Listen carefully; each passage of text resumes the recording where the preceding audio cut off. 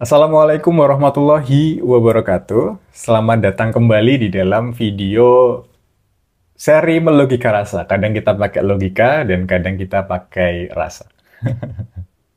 Bersama saya, Rashid Gede Prabowo. Kali ini kita akan membahas tentang kapan saat yang terbaik untuk mengenali program-program negatif yang ada di dalam diri kita. Kenapa sih kok perlu mengenali program-program negatif? Gini, saya mau tanya dulu ke Anda semua. Kira-kira siapa di antara Anda yang pernah atau sedang menginginkan perubahan terjadi di dalam hidupnya? Entah itu secara perilaku, secara karakter atau sifat, atau mungkin lebih holistik daripada itu. Intinya perubahan nasib. Kalau Anda sudah menginginkan itu sejak lama, tapi sampai saat ini Anda belum mengalami perubahan itu juga, maka Anda perlu memahami bahwa ada satu kunci yang termasuk kunci utama dalam melakukan perubahan. Anda mungkin sudah banyak sekali belajar kunci-kunci perubahan. Apa faktor-faktor yang menyebabkan perubahan. Tapi saya memberikan satu informasi lagi sebagai tambahan informasi buat Anda. Yang boleh jadi ini adalah yang utama ketika Anda mengupayakan sebuah perubahan. Apa kunci utama ini? Kunci utamanya adalah Anda perlu tahu dulu apa yang perlu Anda ubah. Kayaknya ini sederhana gitu, tapi gimana caranya Anda mau mengubah kalau Anda nggak tahu apa yang perlu Anda ubah? Nah, kalau konteksnya perubahan, kalau konteksnya perubahan, maka yang perlu Anda kenali kan adalah apa yang nggak baik di dalam diri Anda. Sehingga Anda bisa mengubah itu menjadi lebih baik. Apa yang negatif di dalam diri Anda, sehingga Anda bisa ubah menjadi positif. Nah, itulah kenapa saya membahas hal ini. Karena banyak di antara orang yang ingin berubah, nggak memahami ini. Taunya, pokoknya ada teknik, ada sebuah pemahaman yang perlu dipahami. Kalau dijalankan dengan benar, maka diri akan berubah tanpa tahu akarnya itu apa.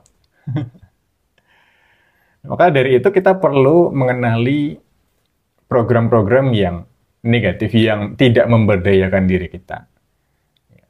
Dan untuk mengenali itu, ada satu waktu yang paling tepat. Kapan itu? Sebelum itu, saya mau cerita dulu ya, bahwa sebetulnya basic pendidikan formal saya, S1, adalah teknik komputer. Jadi, di dalam program studi teknik komputer itu, saya belajar berbagai macam pelajaran. Salah satunya adalah pemrograman. Kalau pemrograman itu berarti kita membuat sebuah aplikasi ya, atau software-software yang mungkin sekarang Anda pakai. Di dalam pelajaran pemrograman itu, saya menyadari bahwa di sebuah aplikasi, sesederhana apapun, katakanlah aplikasi itu namanya kalkulator. Di balik itu sebetulnya ada ratusan bahkan ribuan baris kode program yang dituliskan oleh seorang programmer. Jadi Anda mencet-mencet itu sebetulnya di balik itu ada kode-kode programnya. Dan itu jelimet, rumit. Nah, yang menarik adalah dalam proses mengembangkan sebuah aplikasi, sebuah software ini, ada satu tahap yang sangat penting. Tahap apa itu? Tahapnya namanya pengujian. Jadi pengujian ini dilakukan untuk memvalidasi apakah software ini, aplikasi ini, nanti layak dipakai orang-orang atau enggak. Gitu. Nah, mungkin ketika Anda membayangkan sebuah proses pengujian dalam sebuah software, Anda mikirnya gini, softwarenya diaktifkan, terus kemudian Anda mencet-mencet fitur-fitur yang ada di sana. Sehingga Anda ketemu, oh fitur ini berjalan dengan baik, oh fitur ini berjalan dengan baik. Oke, mungkin itu betul. Tapi sebetulnya yang paling dicari dalam proses pengujian itu, tahu nggak apa? Yang paling dicari adalah bug-nya atau error di dalam aplikasi itu. Nah, kalau misalkan aplikasi itu berjalan dengan baik, itu sudah sebuah kewajaran gitu, karena memang sudah dipikirkan. Nah, yang sulit kadang ditemukan itu adalah bug-bugnya. Celah-celah errornya di mana, bahkan celah-celah keamanannya di mana, supaya aplikasi itu nggak bisa ditembus oleh hacker dan sebagainya. Ya, jadi yang dicari justru bug atau errornya. Nah, error itu nanti menandakan bahwa ada kode program yang sebelumnya didesain yang salah, yang perlu dibenahi. Dan nanti kalau kode program itu dibenahi, maka aplikasinya akan makin sempurna dan siap untuk dipakai orang-orang.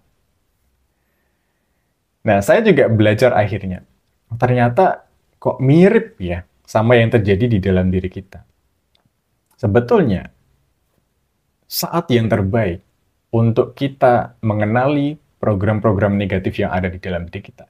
Kesalahan-kesalahan program yang tidak memberdayakan adalah pada saat kita mengalami error-error di dalam hidup kita. Saat kita mengalami sebuah kesulitan, penderitaan, dan sebagainya, itu justru saat yang terbaik untuk mengenali program negatif yang ada di dalam diri kita. Misalkan Anda mengalami sebuah kesulitan secara finansial. Nah, itu nggak terjadi begitu saja. Boleh jadi itu sudah diprogram jauh bertahun-tahun yang lalu. Misalkan Anda belajar, terus kemudian ada seorang guru Anda, guru spiritual Anda yang mengatakan bahwa uang itu sumber masalah.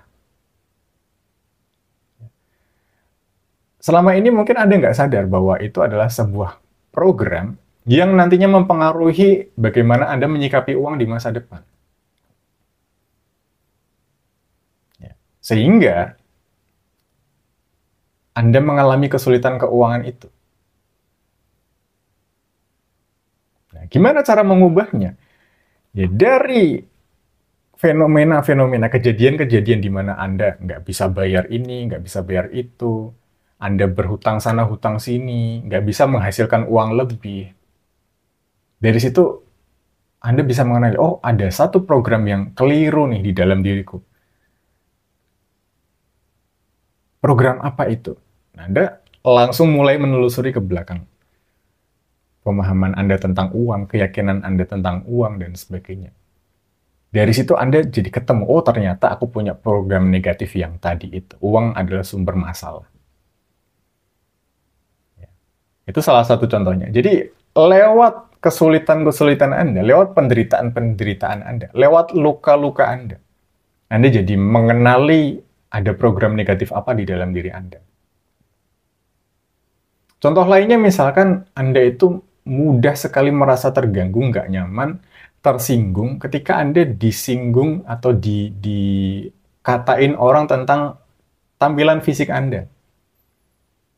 Nah, kalau Anda mengambil itu sebagai sebuah informasi, oh aku ada satu error di sini nih.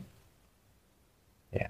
Itu akan membuka jalan untuk Anda mengenali sebetulnya di dalam diri Anda ada program apa. Ya mungkin di masa kecil Anda dulu sering diolok-olok, entah sama tetangga, entah sama teman, dan sebagainya tentang tampilan fisik. Sehingga di masa depan, ketika Anda mengalami itu lagi, Anda merasakan nggak nyaman. Jadi dari ketersinggungan-ketersinggungan Anda, penderitaan-penderitaan Anda bisa menemukan ada program negatif apa di dalam diri Anda. Nah, dari hasil Anda menemukan program-program negatif di dalam ini, Anda mulai bisa mengupayakan untuk mengubah itu. Kalau selama ini Anda nggak menyadari, tersinggung cuma tersinggung aja, menganggap itu kejadian biasa, nggak ada niat untuk mengamati dari situ itu, sebetulnya ada program negatif apa di dalam diri Anda, sulit untuk mengubahnya. Nah, mungkin Anda pernah mendengar satu ungkapan bahwa luka itu adalah sumber masuknya cahaya. Ya, itu kalau Anda mencari cahaya. Ya, kalau Anda menganggap luka hanya sekedar luka, ya tetap nggak nyaman hidup Anda. Ya, nggak ada cahaya yang masuk di sana. Makanya di sini saya mengajak Anda semua, termasuk saya pribadi juga masih melakukan itu, untuk menelusuri. Kita ini banyak mengalami error soal apa? Misalkan dikatain bodoh kok tersinggung. Nah, ada program apa yang mendasari hal itu? Ketika kita sudah mengenali bug-bug, error-error yang ada di dalam diri kita berpeluang besar tahu apa program negatif yang ada di dalam diri kita, dan ketika program negatif itu dibenahi, dibereskan, maka sembuhlah kita menjadi sosok manusia yang seutuhnya. Mudah-mudahan apa yang saya sampaikan saat ini bisa direnungkan. Ini kalau ada pertanyaan-pertanyaan, boleh silakan di-drop di kolom komentar. Akan saya jawab secara langsung maupun lewat video-video yang berikutnya. Itu saja yang bisa saya sampaikan kali ini. Mohon maaf kalau ada kekeliruan. Wassalamualaikum warahmatullahi wabarakatuh.